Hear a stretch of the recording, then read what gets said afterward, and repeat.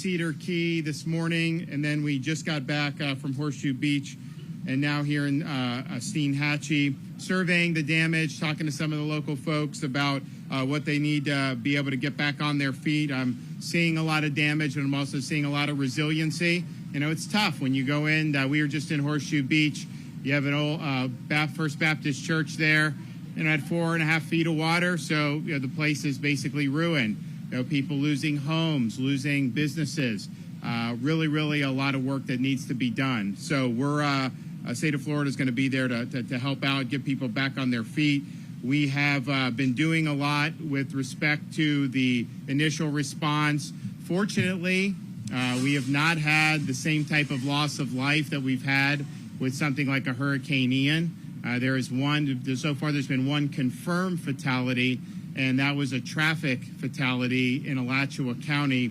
So in terms of this big storm surge that we've seen, and you see the remnants of it here with the water line, we have not yet had a confirmed fatality as a result of it. I think part of that is because people really made good decisions, protected themselves. Also, this forecast turned out to be accurate. It had been eyeing the Big Bend many days ago, and that's what ended up happening. So I think people, particularly in this area, who were in the way of a potential significant storm surge, they did take the proper precautions. We're also working hard to assist with power restoration. As of today, as of most recent numbers, 135,000 outages remain across the state.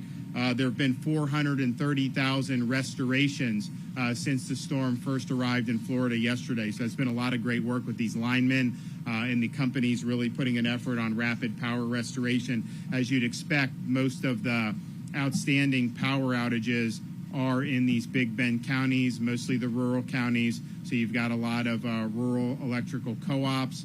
You do have Duke Energy is involved in some of these counties. I think everyone's working together. All those linemen are still here to be able to provide mutual aid so that we can get the lights on as quickly as possible. We are going to be requesting, because we understand, particularly in this area, fishing is very important. We are going to request from the U.S. Secretary of Commerce a federal fisheries disaster to be able to help our fisheries rebuild. This is an important part of the economy here. This has obviously been interrupted, and it is going to be a blow to a lot of folks who are involved in that industry. We did not get that after Hurricane Ian, but we think it's clearly warranted in this situation. We're continuing to make sure that the roads are clear. FDOT's done a great job with that. I mean, the fact that Cedar Key Bridge was cleared within 12 hours of the landfall shows that they were on the ball with all that. So we're appreciative of all those efforts, as well as all the first responders that have been doing a lot of important stuff. We've mentioned the schools. You're going to have most of the schools are going to be open by tomorrow. Clearly, the Big Bend area, they got to get the power on. They got to get other stuff. So I know they're working with Secretary Diaz to figure out when they can do that. We all want that to be done as soon as possible. We are going to be helping people with this Florida Disaster Fund, and I'm going to have the First Lady say a few words about that. But these are situations where some of these communities are relatively small. There's going to be discrete needs, and having something like the Florida Disaster Fund gives us the ability to be able to meet needs that a government bureaucracy may not be able to meet. And there's certain things that the federal government can do. There's certain things they won't do. There's certain things state may be able to do. There's certain things state has not been authorized to do. So having this is very important, and that's floridadisasterfund.org if you want to help. I know there have been millions of dollars raised already. You know, a lot of these folks are going to need some help, particularly in these next weeks and months, and we want to be there to be able to do that. So I'm going to let the First Lady come up and say a few words about that. No, I'm happy and I'm honored to be able to work with the private sector to be able to free up these resources to help folks in need. And there were some tears earlier from folks who have lost everything. They had the water come into their home. They're not sure where to turn. And so that's where the Florida Disaster Fund comes in. One of the things we are working with, we're very appreciative of, is the FEMA director working with Kevin Guthrie to be able to work with the IRS to get a special tax status so that way we can get the funds directly to individuals. We raised $63 million with Hurricane Ian. We were able to deploy all of those resources and utilize those to work with nonprofits on the ground. But what we're working on this time is to be able to use the Department of Emergency Management to be able to get those funds into an entity to go right directly to the individuals and the homeowners, and that will be a game changer to cut through the red tape. So FloridaDisasterFund.org, anything you can do to help out good folks in need, we greatly appreciate it. God bless. Okay. Deanne? Thank you, Governor, and good afternoon, everybody. As the Governor said, I had an opportunity to join him in 3 different stops today to assess the damage. And, you know, what I saw from the land is a significant amount of flooding damage. But we're also doing our damage assessments from the air by using the Civil Air Patrol as well as space, and using satellite imagery to compare the before and after so we can get a true impact of the overall damage to the area. And so we'll use all of that information to help determine what additional programs potentially need to be added. As the President this morning contacted the Governor, he did approve and sign the Major Presidential Disaster Declaration that includes individual assistance for several counties. You can find those counties at disasterassistance.org or .gov, I mean. And then if you are in one of those counties, I encourage you now to register for assistance with FEMA. First, contact your insurance company, but then register for assistance. You can go to disasterassistance.gov. You can do it from a FEMA app, and you can begin that process where we can help you jumpstart your recovery efforts and get some funding flowing to help you with those immediate needs that you're having right now, and then work with the state, the Governor and his team to help identify what the longer-term solutions might need to be. Thank you. Okay, Kevin Guthrie. Thank you, Governor. Thank you again for your leadership. So as we started to focus on recovery, I look around here, we look at the last 2 stops that we're at, there's a lot of good people doing a lot of good things, neighbors helping neighbors, etc. The one thing that I would just remind homeowners and business owners to do, take pictures before you start the cleanup, all right? Please take those pictures. We need that photographic documentation as we move forward, going forward. High water marks. You want to take pictures of those high water marks outside the home and inside the home. Typically, there is a discrepancy between the two. The internal usually happens to be a little bit lower than the external. So please make sure you take pictures of those high water marks, external to your home, internal to your home. When you take your debris to the roadside, please separate it.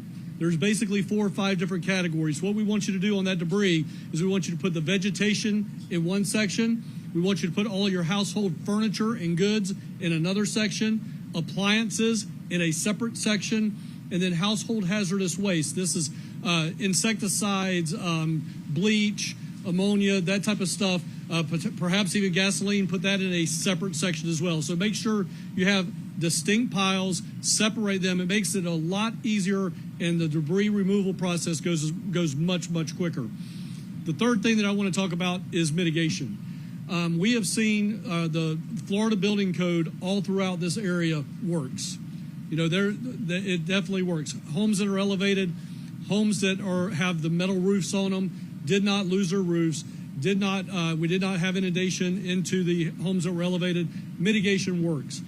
It will not be immediate, but in the coming months and years, there will be mitigation money available to raise homes, to elevate homes. I encourage, as I look at this direction, all these homeowners, if you have not elevated your home and you're interested in elevating your home, please get with your Taylor County emergency management agencies to make sure you learn about the mitigation elevation program from FEMA. It is one of the best programs that we have in our toolkit. And again, I appreciate the administrator. I tell her every time I see her, I'm going to try to make the mitigation fund bankrupt of FEMA trying to get all that money coming to Florida. So we're certainly going to continue to do that here. So please be safe as you operate. That's the last thing I say. I said I had 3 things. I got one more thing.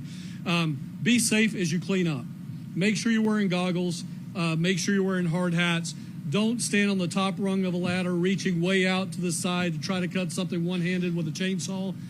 We have more and more deaths that are happening after landfall that are completely preventable. You know, bring the ladder down, set it back up, get closer, use the hard hat, use gloves, use long pants. Don't be out there in shorts and flip-flops cutting stuff down. Make sure you're looking for electrical lines. Make sure you keep those generators 20 feet from your house. You will start to see more and more state resources come into the area.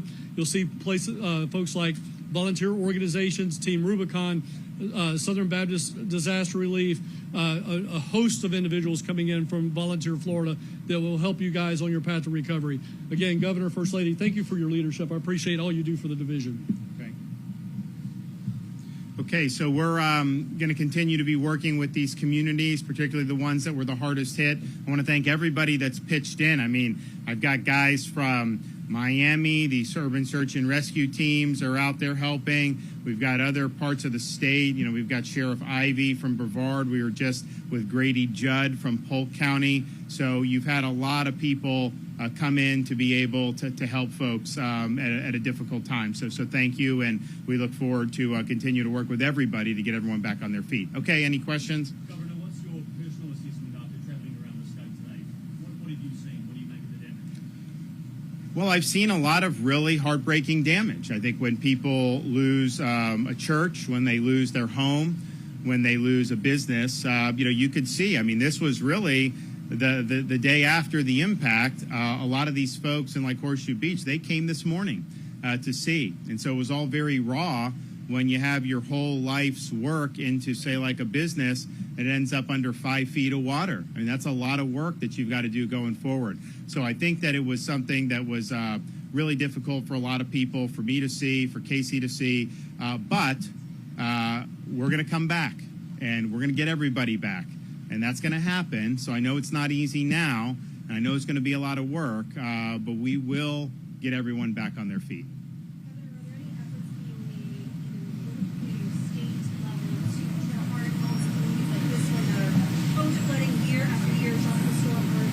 So after every storm, there are mitigation grants and funds available. We anticipate that will happen this year as well for this storm, and people can use that to do some of those things. We also have been funding the My Safe Florida Home program that has allowed people to get grants to do hardening for them, particularly to be able to get lower insurance rates as a result of that. But the mitigation funds that are used, this stuff does work. I think if you look at what happened with Hurricane Ian, they had Charlie in 2004. It was not as big as Ian, but it was a really mean Category 4, a smaller storm, but it tore up a lot of stuff. The stuff that was built in a way to withstand that going forward did much better during Ian. And you've seen it after Hurricane Michael. Some of that newer construction built to code did very well. Now, it's hard to deal with the storm surge, so that's why they say elevate the home. But in terms of the wind and stuff, they held up remarkably well. You look at Horseshoe Beach, most of these homes are very elevated. And so, yeah, there was a lot of damage, but there was also homes that weathered it because of how they were built. And so they got massive storm surge, but it all went underneath the living area. And so they're going to end up, their homes are going to be fine. They're going to, there may be minor things they have to do, but they did not lose their home as a result of that type of mitigation.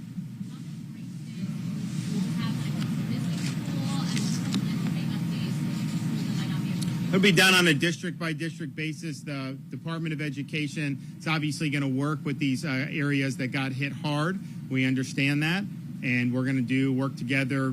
We want to get the kids back as soon as possible. But we understand that's a lot easier in some parts of the state right now than it may be in some place like Taylor County. So we'll be working with them to get the job done. All right, thanks, everybody. Appreciate it.